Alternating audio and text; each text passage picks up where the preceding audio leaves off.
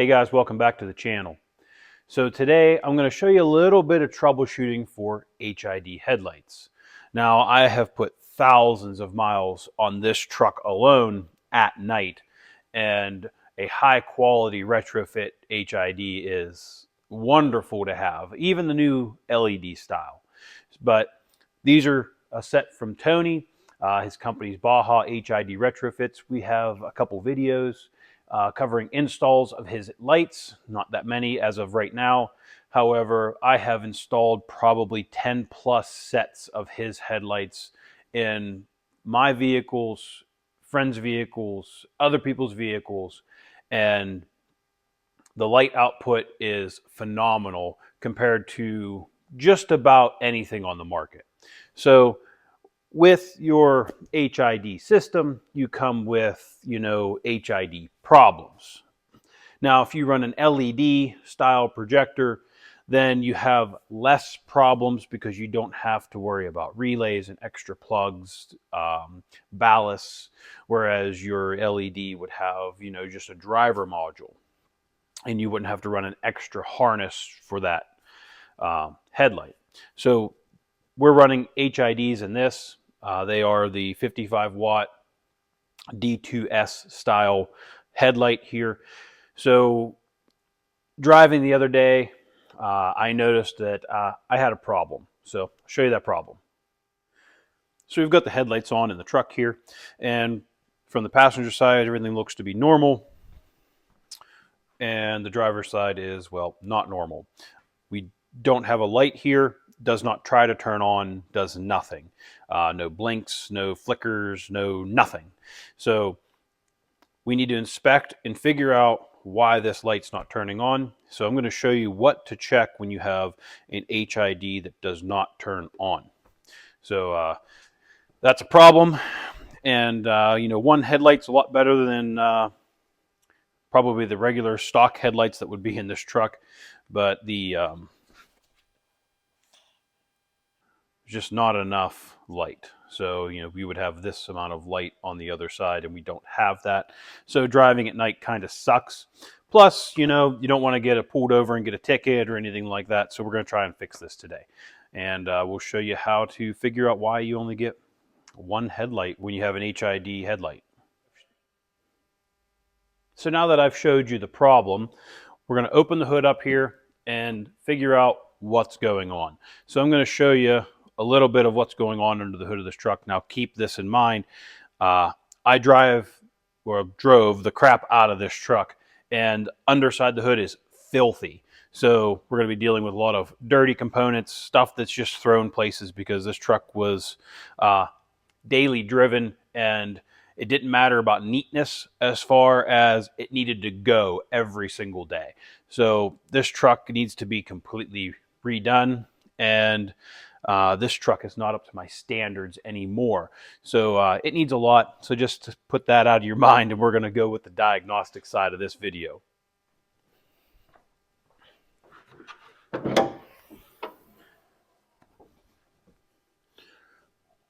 So here we are behind the non-working headlight, and we have a ballast here, okay?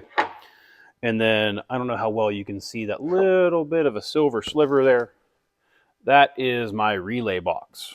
Since this is a 9007 equipped headlight, we have a relay for this headlight system, and that's this guy here. Now, if we were having issues with both headlights, then the culprit could possibly be the headlight box here. And in which case, you would need to check the plug on the bottom of this, which the boot is all discombobulated here. So these relays, they do go bad. I'm not going to say that they're notorious for going bad, but they do go bad. But usually when these fail, you get a double headlight problem. So you either don't get low beams or they shut off with the high beams. You would have a double headlight issue. Now, if you're having trouble with a headlight turning on, generally it is either going to be a ballast problem, or in the sense of the D2S here, we have an igniter. Now, this is a little harder to get to with everything that's in the way here. See if I can get this out of here.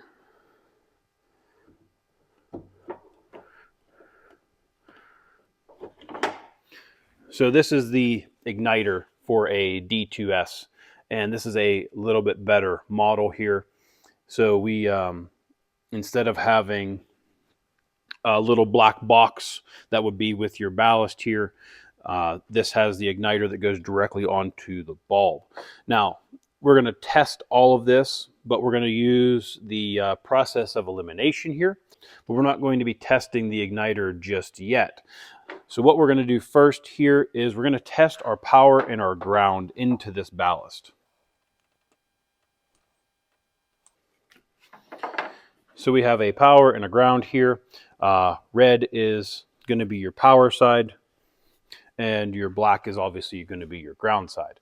So we're going to check and see if we have power here. If we have power here, then we know that we either have a ballast problem, an igniter problem, or a bulb problem. So if we have a bulb problem, obviously you would need to have another bulb to plug into here. So we're going to start with the diagnosing process. So I've turned the headlights on here, and we're using a test light here that does both power and ground. So if we were getting power here, this igniter would likely ignite, but we have it unplugged here, so we're going to see if we have power. So it looks like we've got power here. You can see that the test light lit up here a little bit. You can see that it's a little hard to see with the glare, but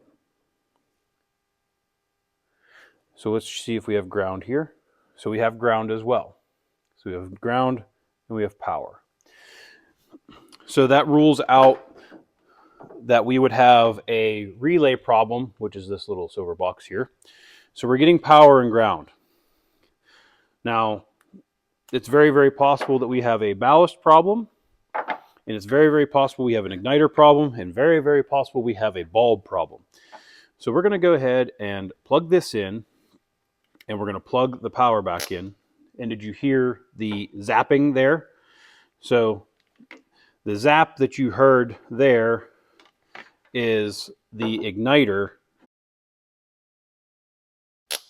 and you can see the spark. So I don't know how well that was to see for you. So at this point, it almost seems like we've got a connection issue. So the connection issue could be here or here.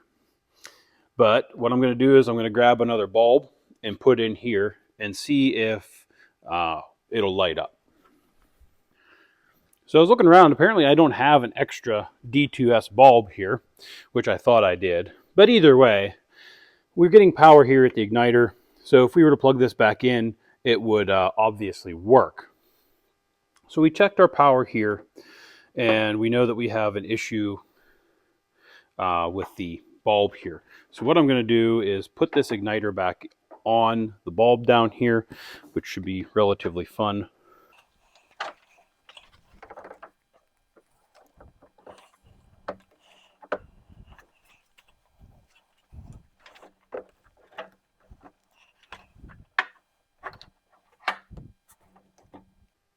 All right, so we got that put back on there. Now if we plug this back in, this should light the headlight. You can see that we have the headlight starting up here. So what was the problem? So you can see there we had a glitch in the light. So the light's off, now the light's on. So at this point we have a problem in this plug, and it's likely just a corrosion issue. So I'm going to go ahead and unplug this again. And doesn't look like there's any corrosion issues on that side. And on the inside here, this looks to be okay. So what you can do is, if you have a plug that's not getting a good connection, whichever way your contact is inside the plug. So the contact is closer to the inside of the plug here. You could actually take this pin and just kind of give it a little bit of a tweak to the inside there. Now you don't want to go a whole lot there. And we'll plug this back in. And now you can see that we do not have too much of an issue there. You saw it blink, but I'm pulling on this pretty hard. Now, if you end up having more issues, and this is something I do recommend, is putting dielectric grease on your terminals. Now, the dielectric grease is definitely going to help you out. You don't want to gloop it in there to where it's making connection between the contacts. So whenever you do something like this, you just want to put the dielectric grease inside the contact and not necessarily all inside the plug.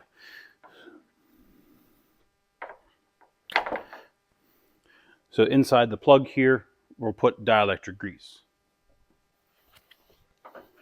So you'll take it here, get your dielectric grease, and basically shove it inside the actual terminal plug. And you don't want to just gloop it all over there because that's just going to cause you a problem. Now, this will also prevent any type of corrosion. And you can see that there's some rust on the screws of this ballast, so this has definitely been in some corrosion. So that will definitely help our issue with the headlight not working. So that's a connection problem with your ballast. Now I was going to show you your testing from your ballast out to your bulb, and this is why I always suggest to have an extra ballast and an extra bulb laying around, which I have some somewhere, but I don't know where they're at. I can't find them. But I've had to replace a ballast. I've had to replace an igniter. But with the high-end Morimoto HID ballasts and the high-end igniters, I've had significantly less problems. So now we'll go on to talk about this relay here. So let's put this guy back down here out of the way.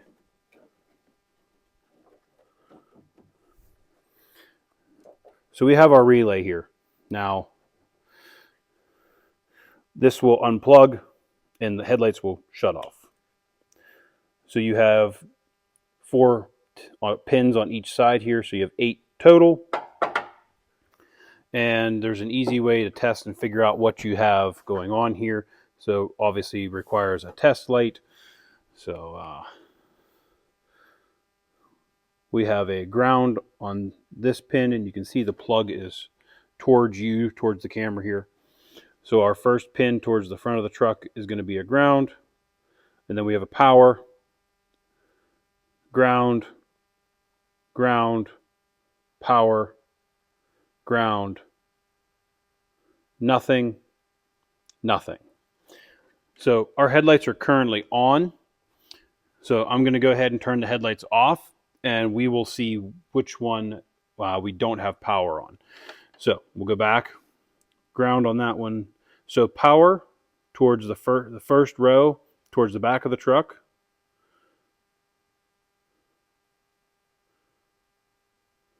And we have power on the third row from the passenger side at the front of the truck.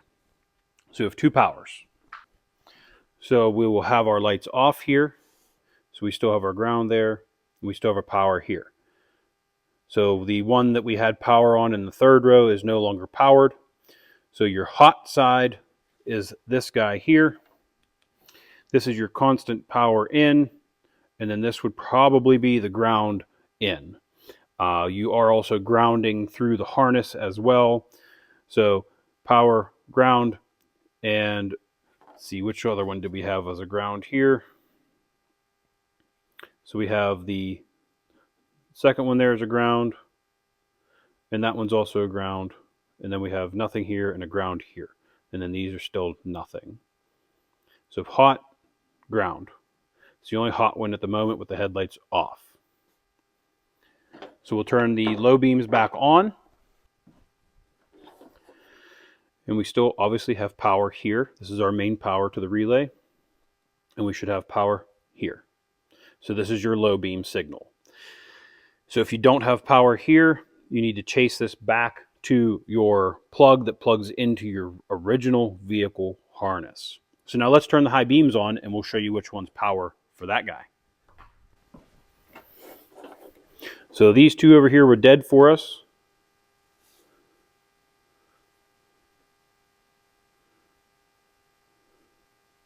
So now this one's hot,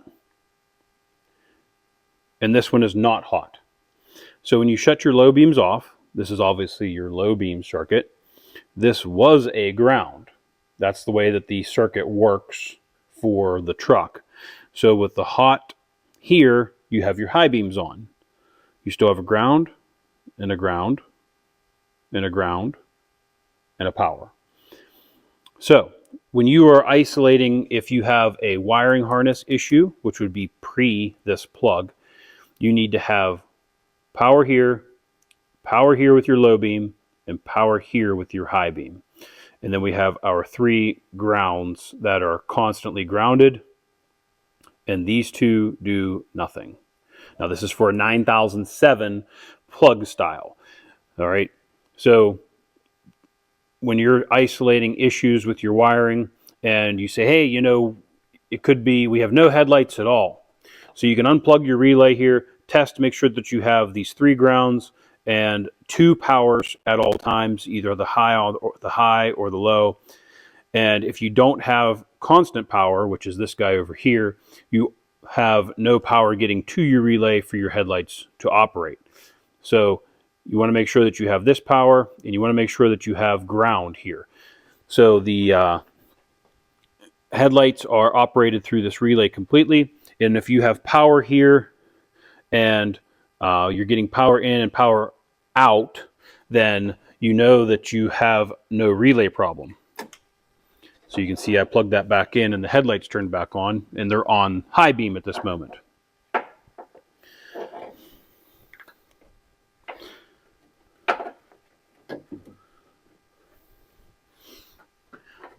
Now the system that's in this truck is probably every bit of 7 or 8 years old as far as the wiring goes. So I wouldn't be surprised if I started having wiring harness issues, just degradation of the wiring. But you know, I've had issues where the ballasts go bad or they get to be old or whatever. But you want to make sure that you have power ground at your relay and power ground at your ballast, because that'll tell you if you need to go towards the headlight or towards the truck. And that's why none of this stuff is actually mounted in here, because if we mounted it to a place where you can't get it and you're out on the road, then you get to the point where it's like, hey, I can't get to this to solve an issue. You know, you have to take the battery out, or you have it hidden in here behind the headlight. So I store all this stuff up here. It just kind of hangs out. It's kind of loose in here. But at the same time, too, the only reason I do that is because if I'm driving down the road and we have an issue, we want to be able to just stop, open the hood up, and get to this and figure out where our problem is. So the relay box is on the driver's side of this truck. The HID box is in a similar location on the other side of the truck. So we don't have to dig these out somewhere and say, hey, you know, we can't get to it to really see what our problem is. And I've had the other end of this harness, and you can see that that blinked there. So we have the other end of this harness. I've actually had the pins rot off inside the plugs. So that's always fun.